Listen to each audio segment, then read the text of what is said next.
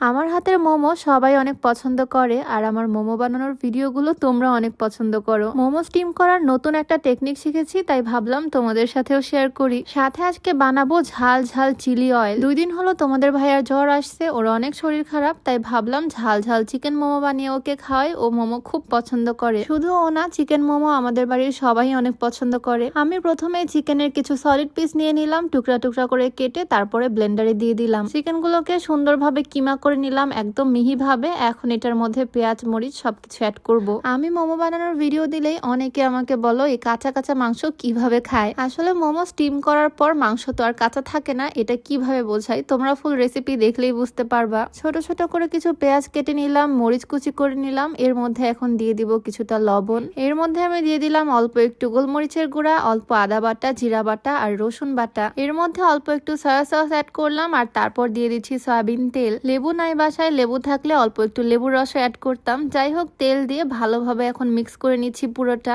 এইটাই কিন্তু চিকেনের পুর, আর এটা স্টিম করার পর যখন ভিতরে থাকবে এটা কিন্তু প্রপার কুক হয়ে যাবে। পুরটা বানিয়ে এক সাইডে রাখলাম আর এখন আটার ডোটা বানিয়ে নিচ্ছি। আটা নিয়ে নিলাম, একটু লবণ দিলাম, একটু তেল দিলাম, ভালোভাবে মিক্স করে নিচ্ছি। তার মধ্যে দিচ্ছি অল্প পানি। আচ্ছা, আমার চিকেন মোমো বানানোর ভিডিওগুলো তোমাদের কাছে কেমন লাগে বলো তো? এই দিয়ে মনে হয় 3বারের মতো আমি এটার রেসিপি শেয়ার করতেছি, আর প্রত্যেকবারই তোমরা অনেক পছন্দ করো এই ভিডিওগুলো। আজকে যদিও মোমোটা অন্যরকম ভাবে স্টিম করবো, সেজন্যই ভাবলাম তোমাদের সাথে শেয়ার করি। তো কথা বলতে বলতে এদিকে আটা দিয়ে ছোট্ট ছোট্ট করে রুটি বেলে নিলাম, তার মাঝখানে 1 চামচের মতো চিকেনের পুর দিলাম। ভাঁজটা তোমরা দেখে নাও, এক সাইডে পানি লাগিয়ে দিয়ে আমি উল্টে এভাবে আটকে দিচ্ছি পুলি পিঠার মতো। আর তারপর এক কোণা একটু পানি লাগিয়ে এইভাবে ফোল্ড করে আমি সুন্দর করে আটকে দিচ্ছি। এই হচ্ছে মোমোর শেপ। আজকে সবগুলো মোমো আমি এই শেপে বানিয়ে নিব। এই শেপগুলো কিন্তু অনেক কিউট লাগে দেখতে। আমি যখনই মোমো বানাতে বসি তখনই আমার মনে হয় পিঠা বানাচ্ছি। মোমো যদিও পিঠার মতোই একটা খাবার, তবে পিঠা হয় মিষ্টি আর এটা হচ্ছে ঝাল ঝাল। তো এক এক করে সেম প্রসেসে আমি সবগুলো বানিয়ে নিচ্ছি। এই যে আমার কিউট কিউট মোমোগুলো আস্তে আস্তে রেডি হচ্ছে।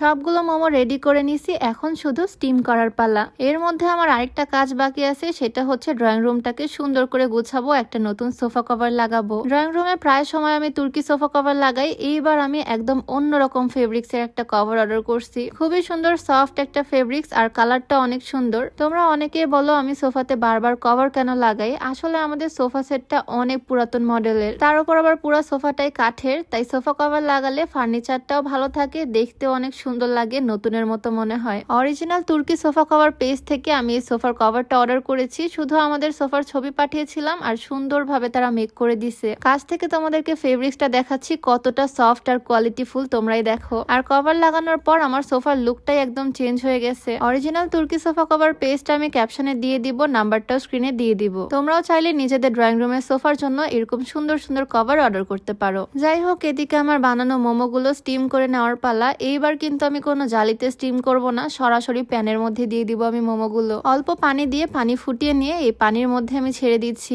এই সিস্টেমটা আমি নতুন শিখেছি, আর এভাবে মোমো স্টিম করলে খুবই তাড়াতাড়ি মোমো সিদ্ধ হয়ে যায়। খুব একটা সময় লাগে না, ঝামেলাবিহীন ভাবে খুব সহজে অল্প সময়ে রেডি হয়ে যায়। আমি আজকে প্রথমবার এই সিস্টেমে বানাইছি, নেক্সট টাইম ইনশাল্লাহ আরো পারফেক্ট হবে। সেম ভাবে আমি আরেক প্লেট মোমো রেডি করে নিলাম। এগুলোকেও আমি একই ভাবে স্টিম করে নিচ্ছি, যদিও স্টিম না, একদম ডিরেক্ট বয়েল করতেছি। আজকের মোমোগুলো কিন্তু খুবই কিউট হয়েছে, তাই না? মাশাআল্লাহ, বাড়ির সবাই মিলে খুব মজা করে খাওয়া যাবে। এক পাশে চুলায় মোমো দিলাম, আর এদিকে আমি চিলি অয়েলটা রেডি করে নিচ্ছি। গরম গরম মোমোর সাথে ঝাল ঝাল চিলি অয়েল। তেলের মধ্যে চিলি ফ্লেক্স, গুঁড়া মরিচ, অল্প লবণ, অল্প সাদা তিল, অল্প একটু চিনি আর একটু রসুন কুচি, বাস রেডি। এখন একটু নাড়াচাড়া করে নিলেই গরম গরম ঝাল ঝাল চিলি অয়েল একদম রেডি। বিদেশিরা চিলি অয়েল খুব খায়। তোমাদের ভাইয়া জ্বর আসছে, তার সাথে ঠান্ডা লাগছে, ঝাল ঝাল চিলি অয়েল দিয়ে মোমো সে খুব মজা করেই খাবে। আমার মোমো সার্ভ করা কমপ্লিট, এখন শুধু টেস্ট করার পালা। আর তোমরা যারা ওজন কমাতে চাও এই হার্বাল স্লিম টিটা ট্রাই করতে পারো। এইটা খেলে পেটটা ভরা ভরা ফিল হয়, যার কারণে ক্ষুধা কম লাগে আর আস্তে আস্তে ওজনটা কমে আসে। সাথে গ্যাস্ট্রিকের সমস্যাটাও দূর হবে। এইটা তোমরা বিউটি বাই লিম পেজ থেকে পেয়ে যাবা। পেজটা ডেসক্রিপশনে মেনশন করে দেওয়া থাকবে, নাম্বারটাও স্ক্রিনে দিয়ে দেওয়া থাকবে। তো এদিকে মোমোর সাথে চিলি অয়েল তো বানিয়েছি, আর ছোট্ট একটা বাটিতে সস নিয়ে নিলাম। আমার এক প্লেট গরম গরম মোমো